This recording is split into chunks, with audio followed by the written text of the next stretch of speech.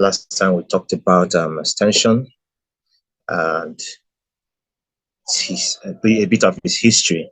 Today we'll be talking about the general survey of channels of communication for cooperative in the rural area. So as a way of presenting our objective today, the aim of our presentation session is that every student should be able to explain the concept of communication. Every student should be able to discuss the channels of communication. Every student should be able to explain the yardsticks that can aid effective selection of communication channel for cooperative extension programs in grassroots mobilization. And finally, every student should be able to state which of these channels of communications is more effective. Okay, now what do we mean by communication? Communication simply means the impacting or exchange of information by speaking, writing, or using some other medium. Communication as a human activity dates as far back as the beginning of human interaction itself. Of course, human beings must communicate. In fact, events communicate. People communicate. Gestures help us to communicate. So communication has been there since the existence of man. We will be focused on channels of communication in rural development with particular reference to channels that are suitable for grassroots mobilization in the context of cooperative extension. These are personal contacts, meetings, reports, posters, planned graphs, leaflets, bulletins and circulars, radio, television, exhibits, fairs, film strips, film slides, tours, and field days. These are some of the channels of communication we'll be talking about today. Let's start with personal contact. This simply means person-to-person contact or communication. Individual contact methods are necessary for conviction and action because the extension agent relates with the rural people personally. The extension worker is the agent of change. Much depends on him. He is an advisor, a technician, a middleman, is also a manager. Face-to-face contact or personal contact to be very effective, and it's also an effective way of selling innovation to rural dwellers such as farmers. Of course, while he communicates, the farmers are watching him, reading other non-verbal communication cues.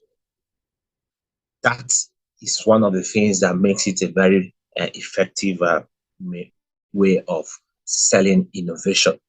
Adoption of innovation depends more on contact. Personal contact reinforces the adoption process because with personal contact, those that are in doubt can easily ask questions.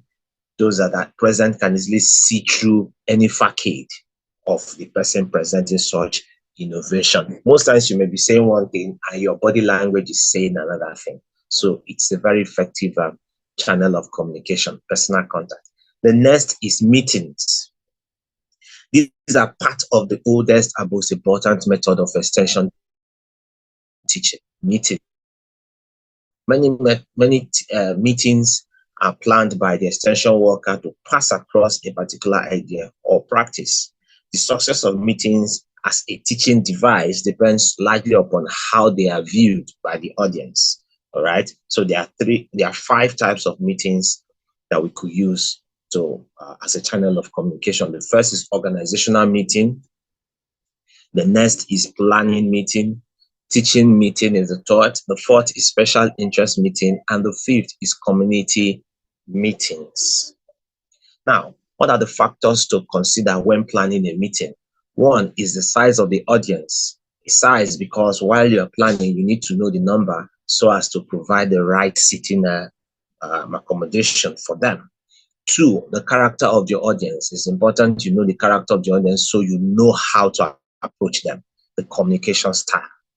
3, facilities available. Do you have a public address system given the number of persons you have? What kind of seating arrangements are there? What kind of facilities you could use to approach them in such meetings. The fourth is comfort of the audience. Are they seated? Is there an air conditioner? Is it the meeting under a tree, in a town hall, wherever it is? So these are your considerations. Number five, do not allow unrelated announcements and unscheduled speaker to prolong the program and distract the audience. This can be very distracting, so it should be considered while planning a meeting.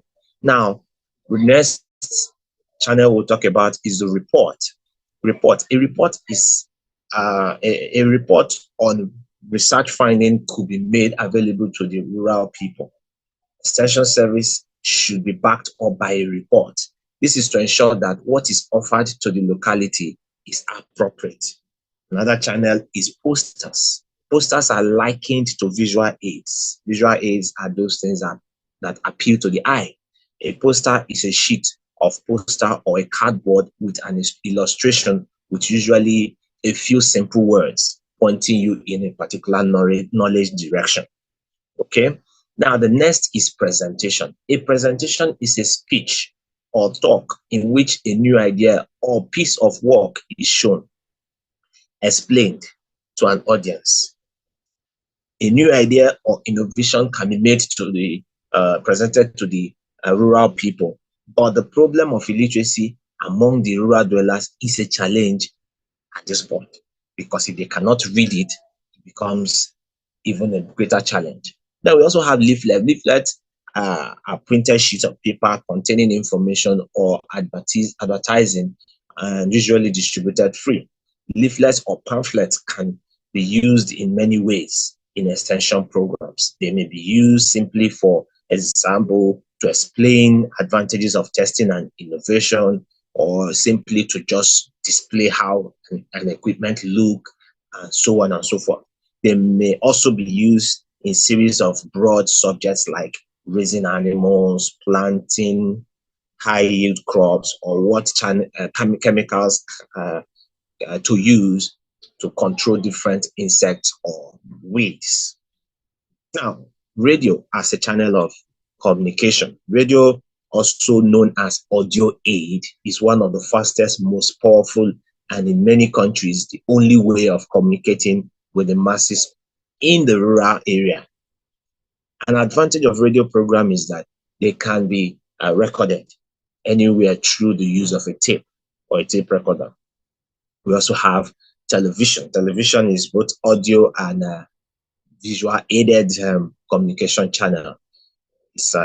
It adds a second dimension to the radio broadcasting, thus increasing the scope of methods available to the extension worker. We also have the exhibitions.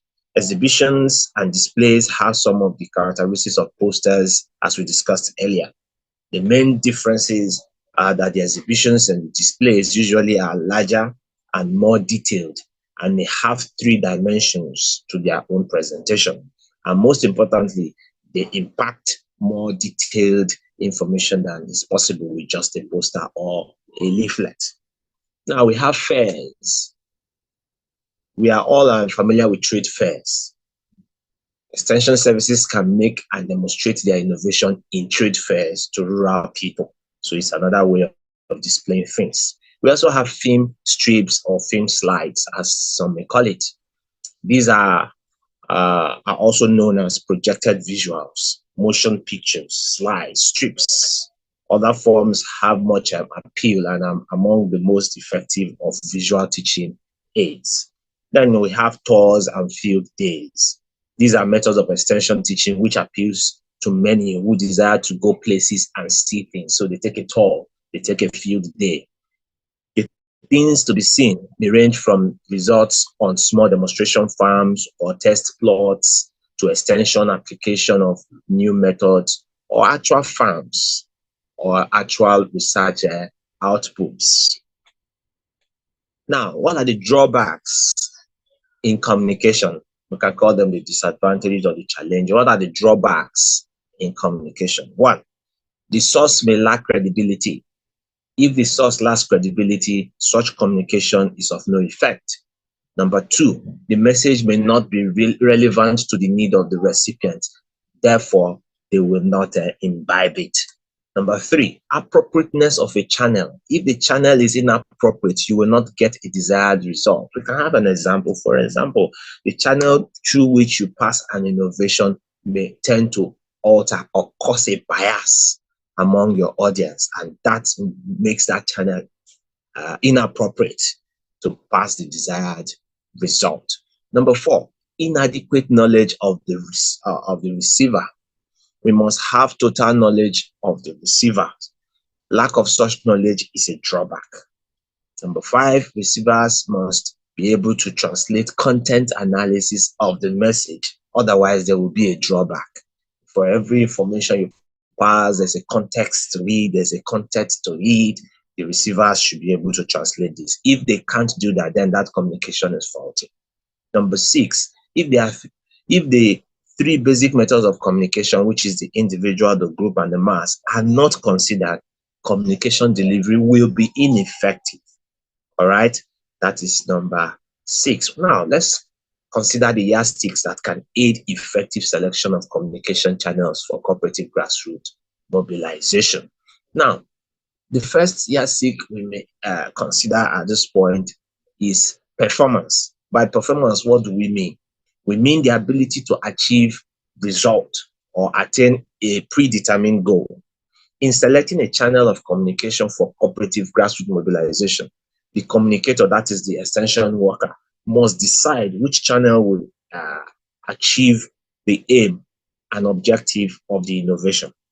If, for instance, a communicator decides, the extension worker decides to use a radio medium instead of the television, we can assume that he's guided by the cost consideration of the media or the radio media. He is also probably guided by the probability of reaching the target audience more conveniently.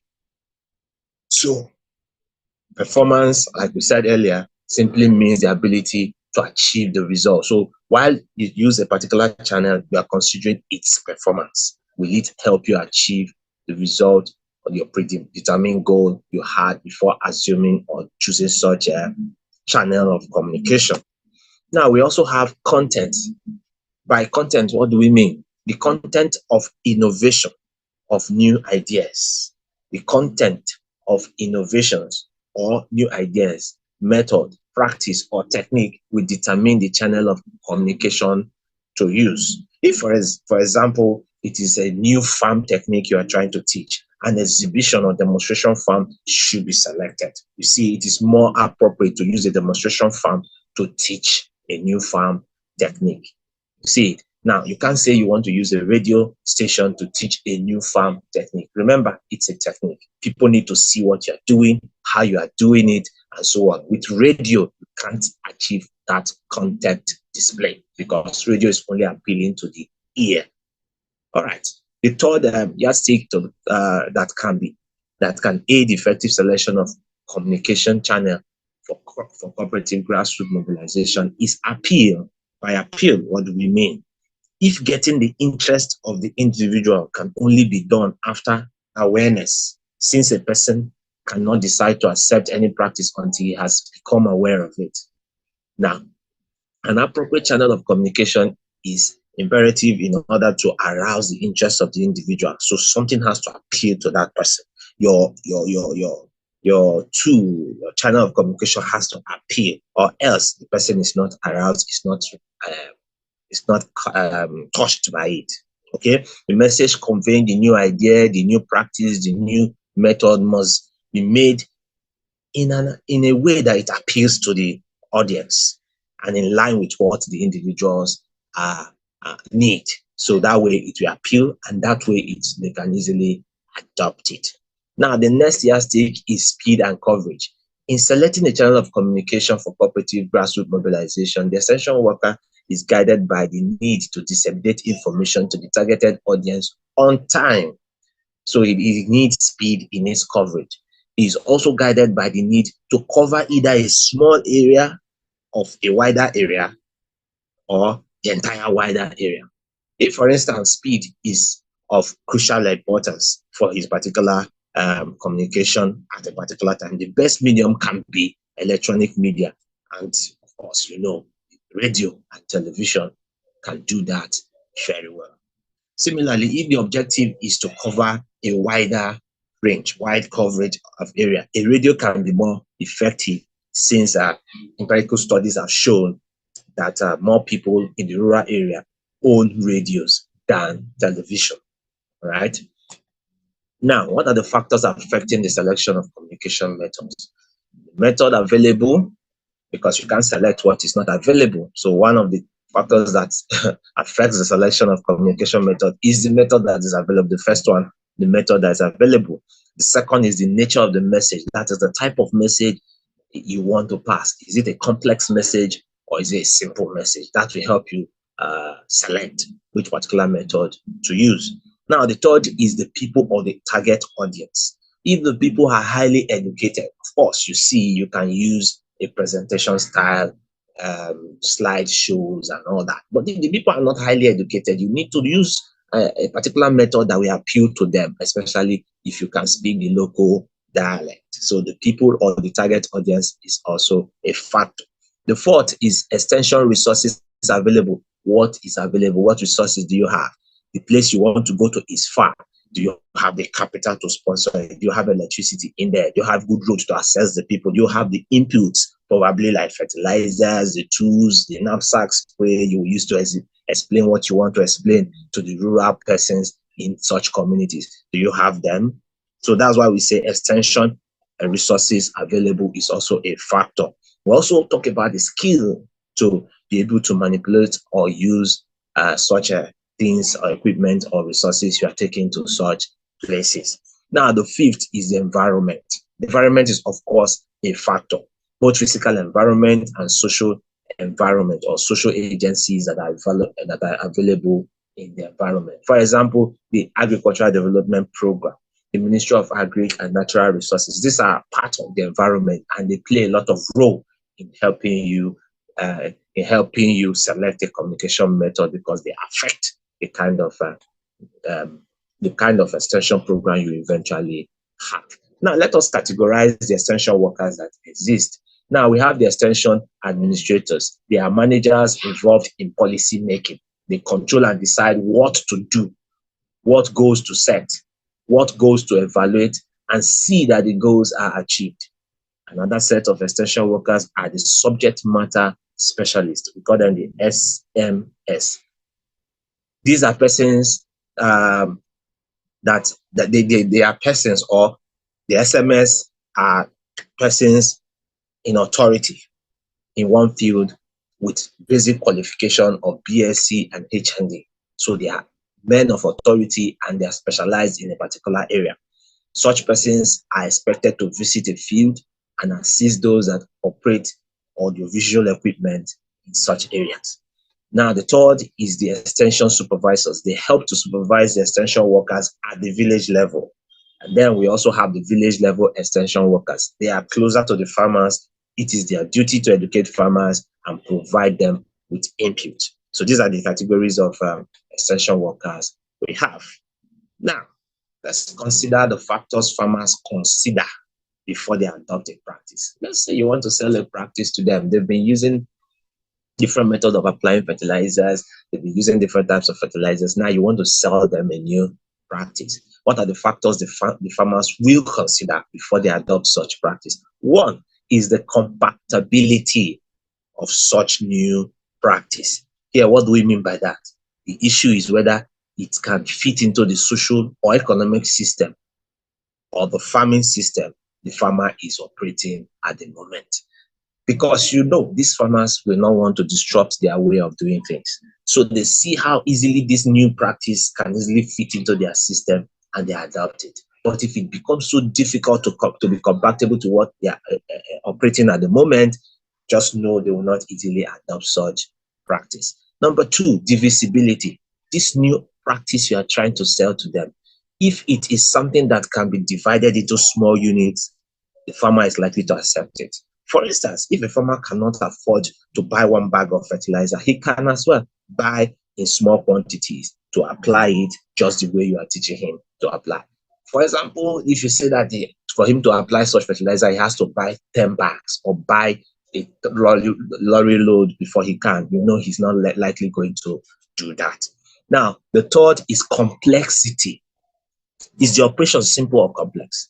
This new practice you are expecting the farmers to consider, to adopt, is it simple or complex? If it is complex, it will be very difficult for the farmer to adopt. But if it is simple, it will be easy. Okay, now the fourth, acceptability. Is it acceptable? This practice you are teaching them, this innovation you are bringing, is it acceptable culturally, or is it acceptable by the people? Some practices go against the beliefs of the rural dwellers, and that means such practices or innovation is dead on arrival. Now, the next is observability. Can such practices be demonstrated? Because you can't just be telling them things they have to imagine in their heads. So if such practices can be demonstrated, that is what we call observability, they are likely to accept it. For example, you can demonstrate for them how to spray fertilizers, liquid fertilizers on their farm, how to apply it, how to apply crop farm spacing of their crops. You show them and they can see, they can observe it. Now, farmers' perception of extension lessons. Do they have positive perception of a particular practice? These are some of the things that are factors. Relative advantage and disadvantage. Is such practice profitable? Is it capital intensive? Is it risk? Is there a lot of risk involved in using such practice? And what is the workload to use such practice? Now, another consideration is the outside assistance needed to use it. If it's an input, do they need someone to come teach them how to use it? Do they need an external body to help them understand it? These are some of the factors farmers consider before adopting practices. Okay, now I would like everyone to attempt some of these self-assessment exercise. Number one, look for an agricultural extension agent near you. Ask him or her how often he or she conducts field tours or field days. Number two, why do you think extension agents select the training and visit method of communicating innovation to the rural people? Number three, how does speed influence selection of communication channels for cooperative grassroots mobilization? And number four, list 5-year seeds that can enhance the selection of effective communication channels for cooperative grassroots mobilization. Okay, at this point, I want to thank everyone for joining me in today's session. I look forward to seeing you in my next class. Bye-bye. If you have learned from these videos, click the notification button. Please give it a thumbs up so that others can see it or will see it. Always remember to subscribe if you have not done so. Until next time, keep learning.